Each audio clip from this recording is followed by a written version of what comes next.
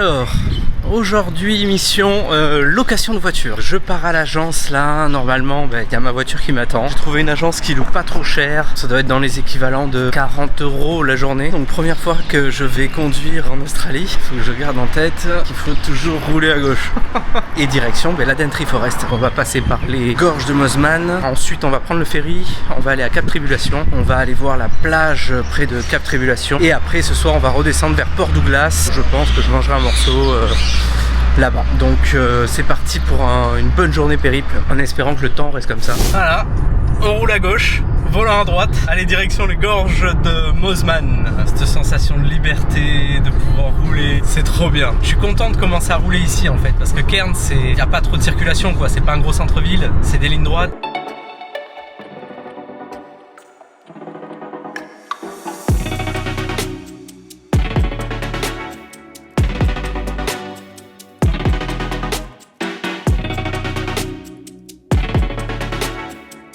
Là on est dans de la bonne route de montagne, c'est cool, il y a du lacet, c'est dommage c'est une automatique, on peut pas s'amuser, il n'y a pas de reprise. J'avais décidé d'aller à Port Douglas ce soir en rentrant, mais vu le temps, tout ça, on va y faire un petit tour, là en plus je suis en avance. Mais voilà, nous voilà à Port Douglas, donc on va se faire une petite balade voilà, d'une petite heure.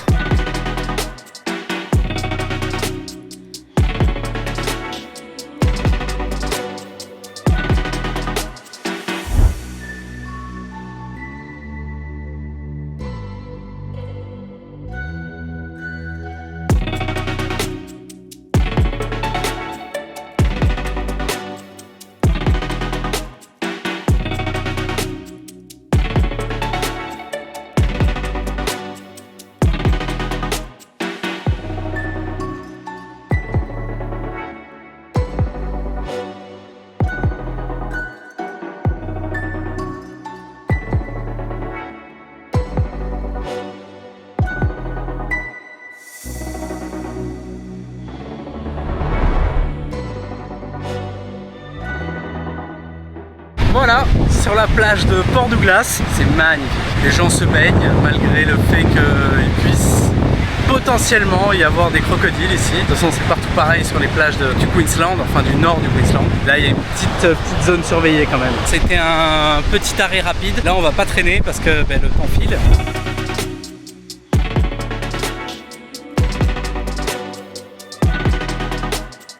Bon allez, on va voir combien il va falloir payer pour aller explorer la nature.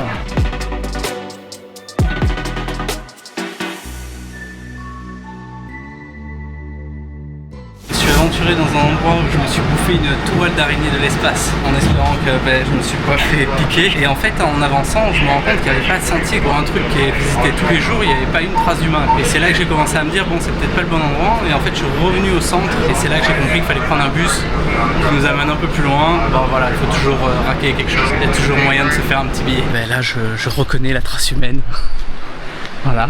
Bon alors un peu d'histoire. Cette forêt, donc la Daintree Forest, c'est une des plus anciennes forêts tropicales sur Terre. Elle est plus vieille que la forêt amazonienne. Elle est partagée entre 18 tribus aborigènes et elle est devenue hyper importante parce qu'il y a un mec qui a découvert l'idiospermum. Je l'ai pas inventé. Et en fait les scientifiques se sont rendus compte en étudiant la plante que c'était une des plantes primordiales terrestres. Donc en fait des plus anciennes plantes qui existent sur Terre. Et en fait sur les 19 familles de plantes originelles qui subsistent sur Terre, et il en existe 16 qui sont dans la Daintree Forest. Voilà, petit moment histoire.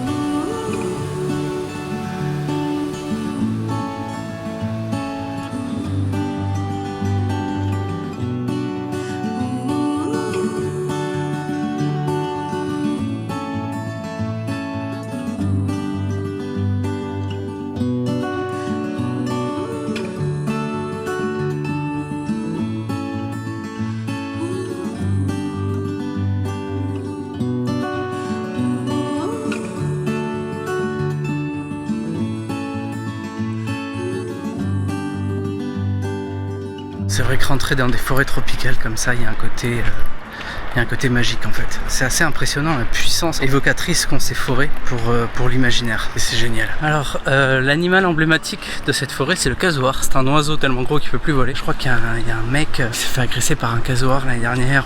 Il y a quelques années, il en est mort. Toujours pas de koala. J'ai appris qu'il y avait des kangourous gris et des kangourous jaunes, j'imagine. Et les gris, en fait, sont plus localisés dans la forêt tropicale. Et eux, ils ont appris en plus à monter aux arbres. Évidemment, c'est pas comme si j'avais envie de croiser des serpents ou des crocos, mais au moins des koalas, quoi. Ce serait sympa, hein, des petits koalas. Après, bon, je suis conscient que je suis sur un sentier hyper touristique, donc forcément, la faune, elle se casse, quoi.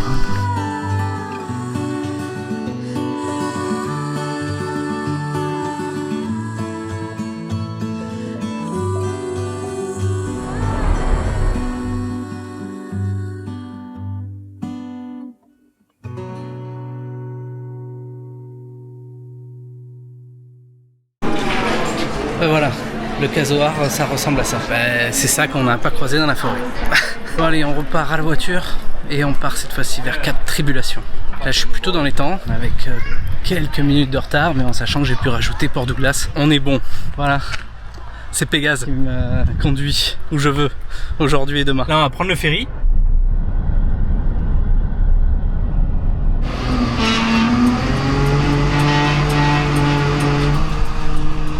C'est décoiffant, c'est rapide, hein.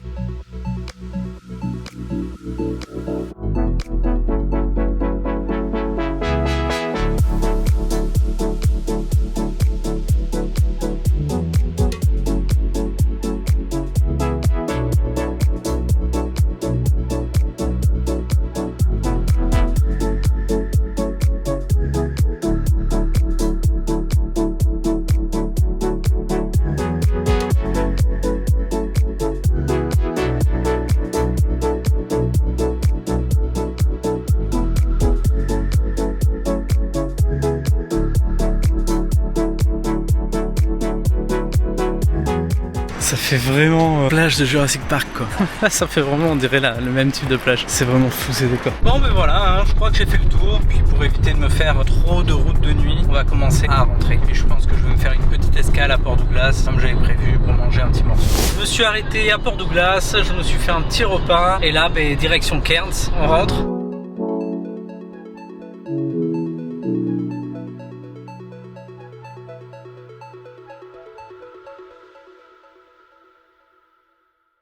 Et allez, c'est parti pour une nouvelle journée road trip. Un petit peu d'essence et première étape, Babinda Boulders.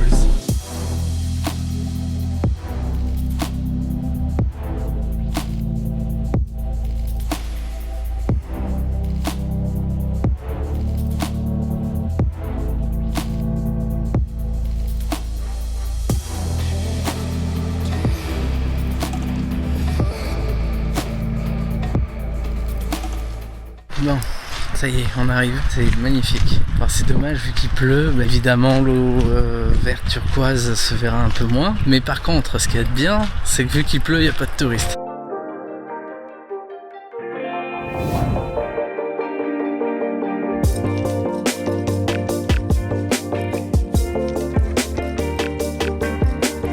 J'ai goûté l'eau, elle est fraîche, mais elle est pas trop froide. Et sur le plan, il y avait marqué zone interdite. Bon, voilà, on va y aller.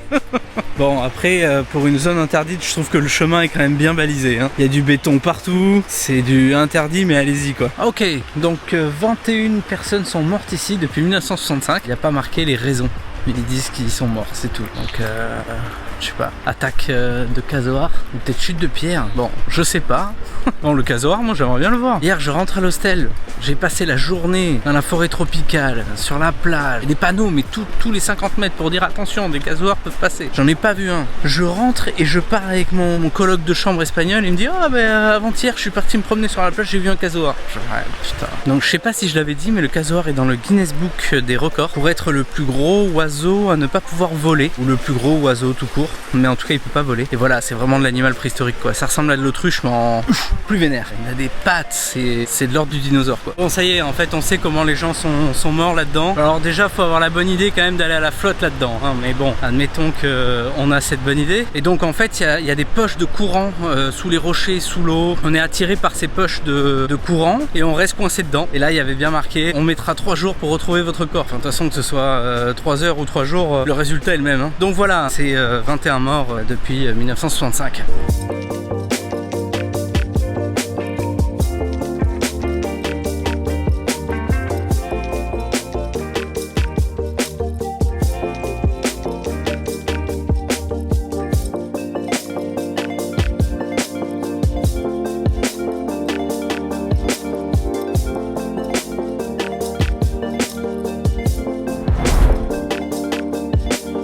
Maintenant, on va vers l'autre destination. Je crois que là, ça y est, c'est le château où il y a peut-être les Josephine Falls avant. On va avoir beaucoup de chutes d'eau aujourd'hui. En tout cas, cet endroit était très joli. Et cette forêt, par contre, à voir, à regarder, c'est juste magnifique, quoi. On sent ici qu'elle se sent bien, quoi. Ça dégueule de nature. Il y en a partout, à profusion. C'est beau, c'est impressionnant.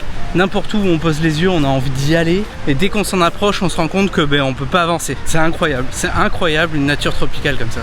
Allez, maintenant on est parti vers Josephine Falls.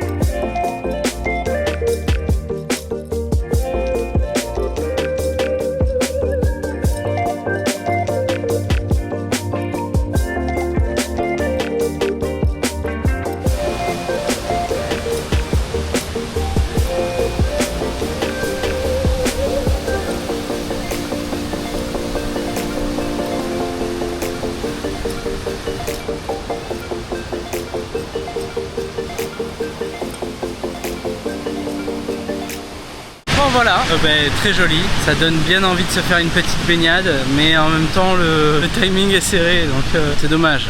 Alors on continue et on part vers Paronella Park, je crois que c'est ça.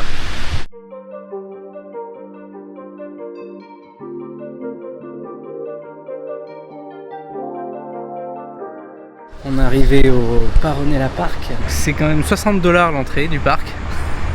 C'est pas donné pour aller voir un truc abandonné, mais bon, on a l'habitude en Europe, hein, puisqu'on paye sans arrêt pour aller voir des ruines. Je viens de me finir la visite guidée. L'histoire du parc est assez folle quand même, hein. C'est dommage qu'ils aient pas réussi à le garder en bon état. Et voilà, le José en question là, il a construit un magnifique palais pour sa femme. Alors pour sa femme, il avait besoin d'une excuse, le mec, en fait. Il a dit aux gens en Espagne, bon j'y vais, je vais faire de la thune, je reviens. Il est arrivé en Australie, il est resté je sais pas, peut-être 18 ans, un truc comme ça. Le mec est devenu richissime grâce à la canne à sucre en quelques temps. Il est revenu et en fait tout le monde pensait qu'il était mort, donc sa femme s'était mariée et avait fait des enfants, et donc il a pris la sœur.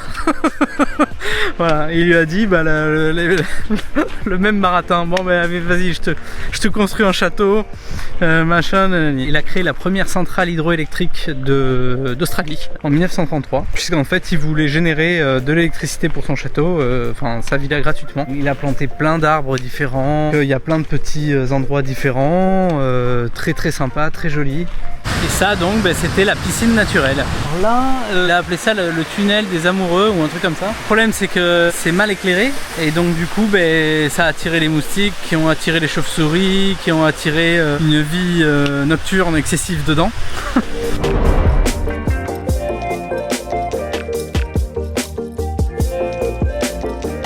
Voilà, et ça c'est l'entrée du coup du tunnel des amoureux qui rejoint du coup la cascade que je vous ai montré juste avant. Et donc c'est censé être là-dedans. Voilà, ah là on les voit voler, ouais effectivement, hein, y a de la vie. Wow.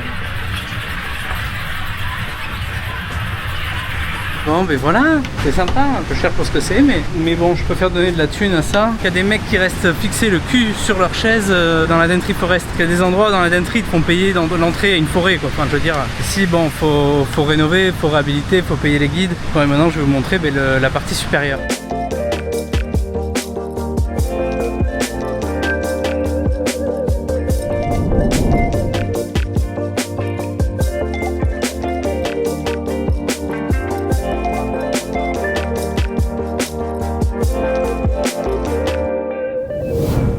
Donc ici en fait cette grande salle qui est maintenant à ciel ouvert, faut s'imaginer en fait que c'était une salle de bal, une salle de projection aussi. Là il y a une boule à facettes, hein, évidemment elle n'est pas d'époque. C'est parce qu'ils font des soirées nocturnes ici, ils illuminent les lieux. Là on a plus ou moins fini, on va y aller. Hein. Voilà, c'était sympa. Bon, le site en lui-même c'est un peu cher pour ce que c'est, comme je disais. Quand on connaît l'histoire et entouré par le sort du gars, ça donne des perspectives nouvelles et c'est sympa à visiter.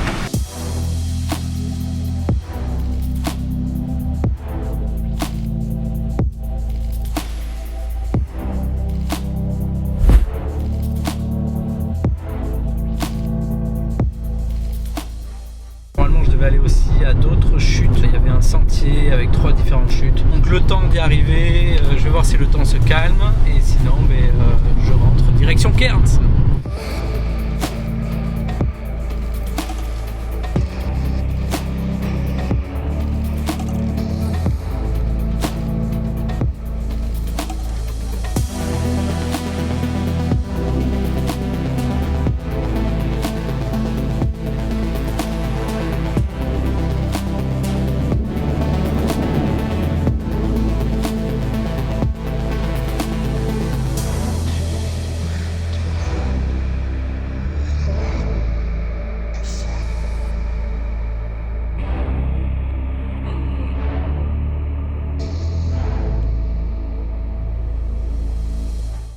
Là ce soir ils sont encore tous comme des malades parce qu'en fait c'est le 3e match du States of Origins. Je vous en avais parlé, j'avais travaillé au premier, donc c'est une espèce de rencontre classico en Australie entre le Queensland et le New South Wales. Il y a 3 matchs, ça doit être en gros la partie, la revanche et la belle. Et voilà, et ce soir c'est la belle. Et là c'est fini et je crois que Sydney a encore gagné, enfin le New South Wales. Gros événement de rugby en Australie. Voilà, et ça c'est la petite ambiance à Cairns, c'est sympa. Franchement cette ville elle est vraiment géniale, super vibes, super ambiance.